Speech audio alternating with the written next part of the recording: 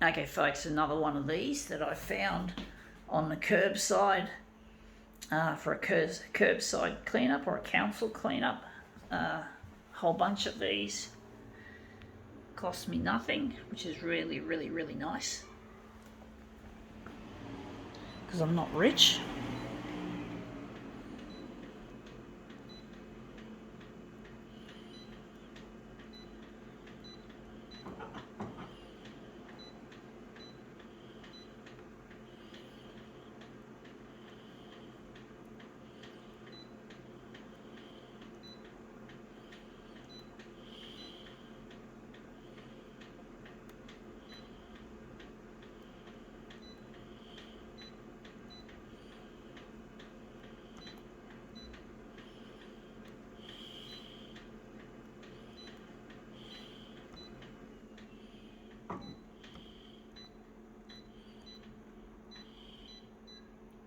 Okay, let's see what this is.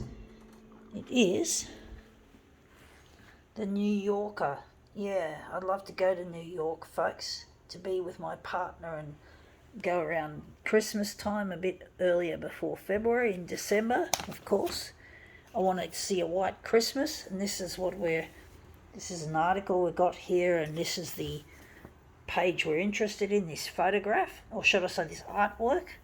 We're interested in this artwork, so we're going to make this into something hopefully really nice with this art. But yeah, I always wanted to go to New York since I was a 14-year-old, since I was learning about photocopier art. There was a book called Copy Art, and it came from New York, I think, and it just had that really nice New York flavour to it that I really liked. That relates to photocopiers, folks. That's why I like New York. That's why I want to go there. And that's come up looking really quite interesting. It's a little bit dark.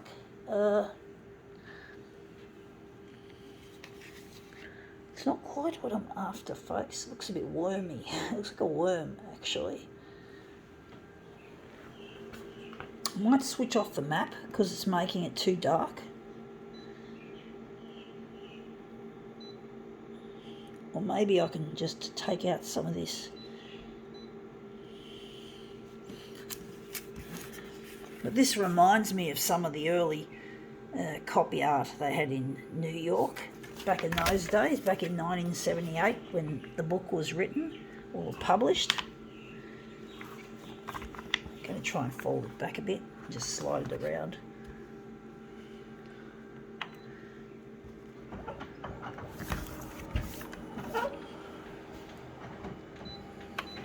Movement's really difficult to control, folks. It's a little bit hit and miss.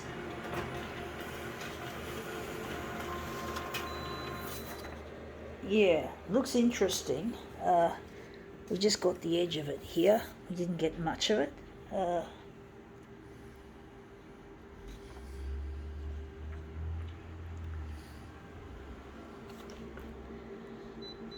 to try that again.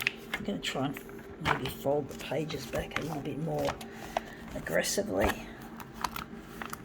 Just sorry, folks, about the bad camera work. I'm just in the process of bending this back to make it easier.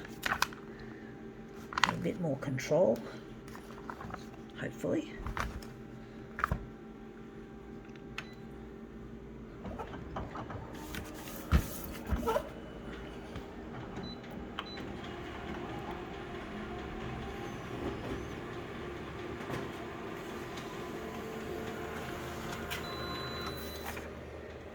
Yeah, that's come up looking quite a treat, actually. I do wonder if it's what we want.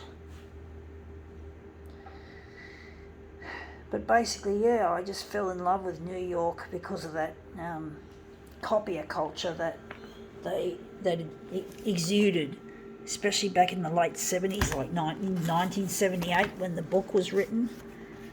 It really had a certain feel to it. And I really wanted to go to New York because of it.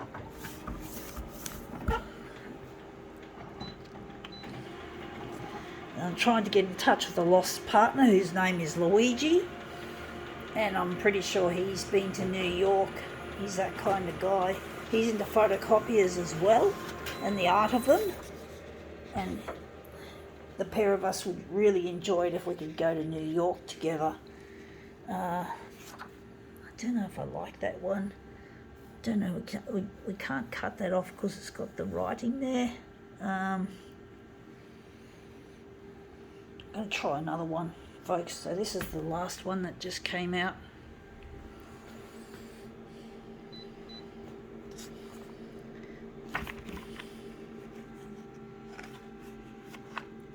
But I haven't been overseas since 1988 with my family, just before my family got separated.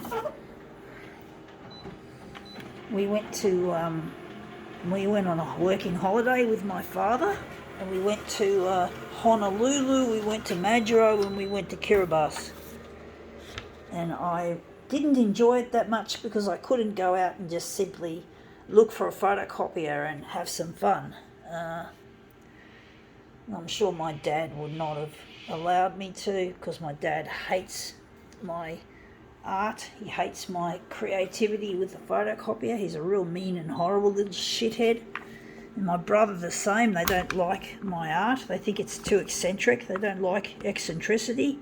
My dad and my brother are really obsessed with being normal and behaving normal. And it really gives me the shits. It really upsets me that I don't get appreciated for me being myself. I just don't want to see my dad and my brother anymore. I don't talk to them. I don't communicate with them only if really necessary. I just don't feel comfortable around them. I feel really inferior and small around them, and they just like to be so mean-spirited. I just don't like them, folks. I'm going to go back to this one. I think this one's the best. This one's the best one out of the lot. So I think that one there was my last one. Not the best. This is the better one. But yeah, I just wish they'd accept me as I am. Just let me be me. And I'm not telling them to be something they're not. Why do they get the freedom and I don't? I've always been a person that's never had freedom. Like, I've been teased, I've been bullied, I've been treated like shit all throughout my school life, and I never could be myself without being treated like shit. It's really horrible what these people did at school. I know that the problem was I had brain damage at birth. I had a quarter on my neck and I came out breech, and I couldn't learn very efficiently at school, and they never diagnosed the reason as to why I had such problems and such a seemingly bad attitude to learning. Why did I hate learning? Why did I not study? And the thing is, I had undiagnosed brain damage, and I still haven't been diagnosed. They haven't found out what's the fuck wrong. And basically I had to carry it on my shoulders, folks. I was treated like I was responsible for my behaviour. And also I also believe I have high functioning autism, which caused my social problems and the teasing and the bullying. So I had no reason to like school, because it was all about either being social or being academic. And I was neither one nor the other.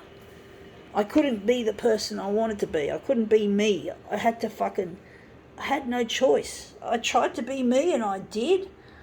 But the bitches at school just wouldn't leave me alone. And I used to get bad reports, and I was so afraid the teachers were going to, if my parents went to a dreaded parent-teacher night, that they were going to say, oh, she's a bit obsessed with photocopiers, she's not caring about her work, people are teasing her, and she's drawing unwanted attention to herself. It's like, that's the kind of thing I expected would happen. So I used to guard my parent-teacher letters fiercely. I used to hide them in I think I used to just leave them in my school bag and just hope that my parents don't fucking find them. They never did. They used to get, sometimes a school report would get through, but fortunately I never had the experience of my parents going to a high school parent-teacher night. It would have been absolute catastrophic. For me, it would have been catastrophe.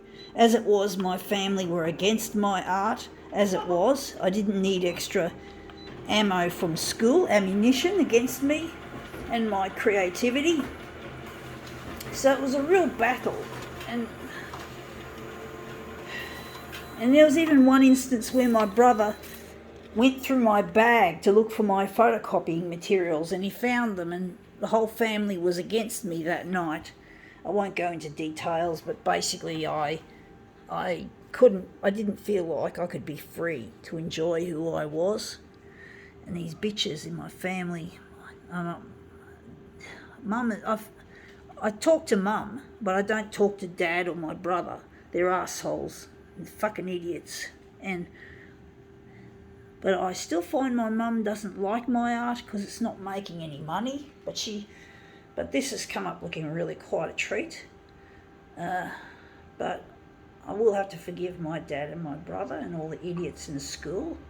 One day, folks, one day. And that's come up looking a treat. Gotta go.